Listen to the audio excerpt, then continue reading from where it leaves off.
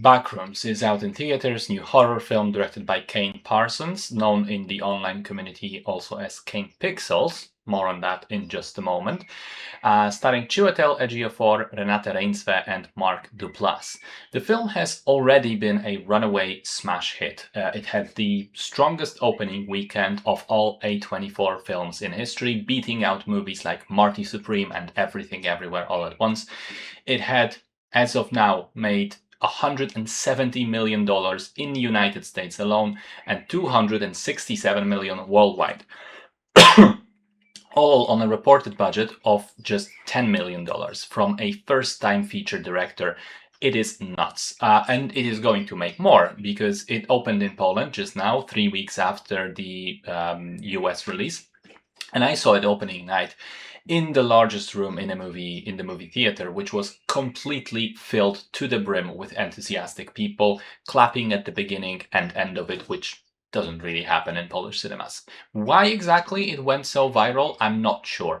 Maybe it was the intriguing, intentionally vague promotional materials or an interesting concept, because I don't think this amount of people were pre-existing fans or had prior awareness of the Backrooms.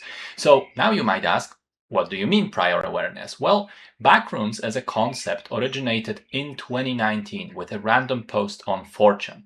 Someone has posted this image with a caption: "If you're not careful and you no-clip out of reality in the wrong areas, you'll end up in the backrooms, where it's nothing but the sting of old moist carpet, the madness of mono yellow, the endless background noise of fluorescent lights at maximum hum buzz, and approximately 600 million square miles of randomly segmented empty rooms to be trapped in.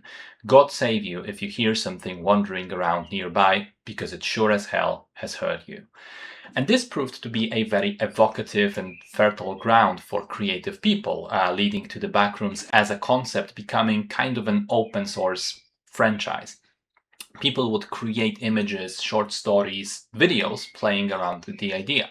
One such person was Kane Pixels, who at the age of 16 started making a series of YouTube animated videos, 25 of them to date, using Blender and Adobe After Effects.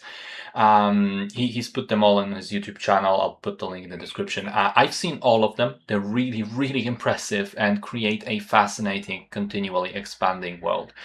Various Hollywood execs started knocking on Parsons' door, asking him to make it into a feature film. He would refuse multiple times, eventually accepted A24's pitch. The film then suffered some further delays due to the Hollywood strikes, but eventually was made, with Parsons himself directing at the age of just 20.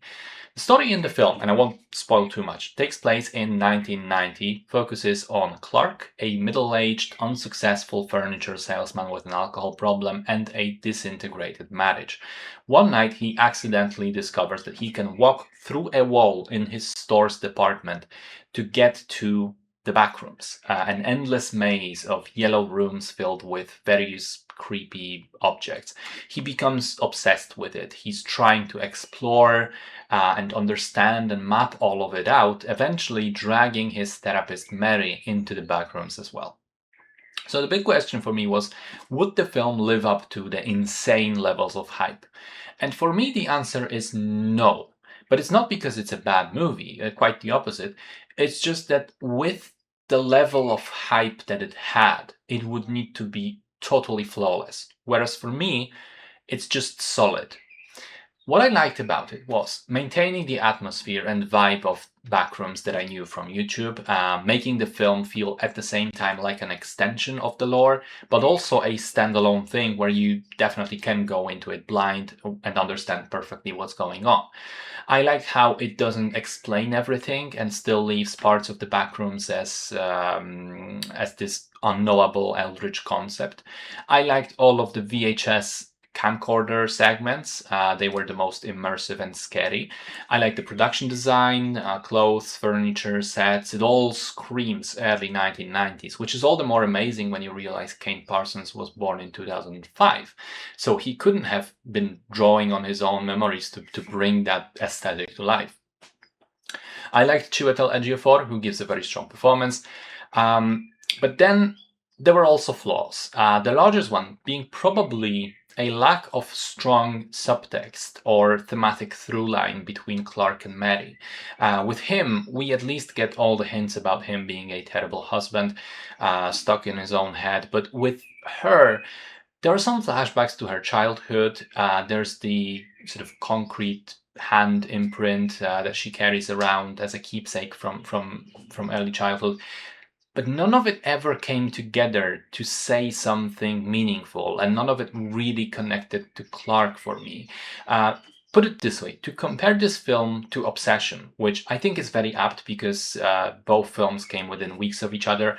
Both are indie horror movies that were made for cheap by a YouTuber to great critical and financial success. So Obsession works very well on the surface level, but also has interesting things to say about relationships, about looking for attention and adoration instead of truly loving someone, about being emotionally immature to the point of not being aware of your own wants and needs, and mistaking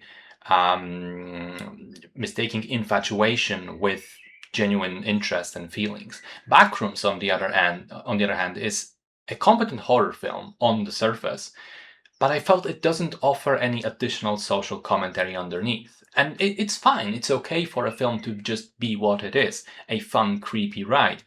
But that also means it doesn't become an excellent piece of cinema for me. Secondly, I am shocked to say this about Renate Reinsve, but who was terrific in both The Worst Person in the World and Sentimental Value.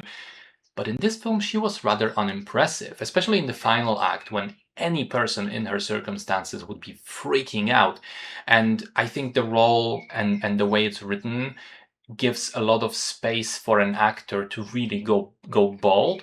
And she was just sort of calm in a remarkably boring way, which took me out of it a little.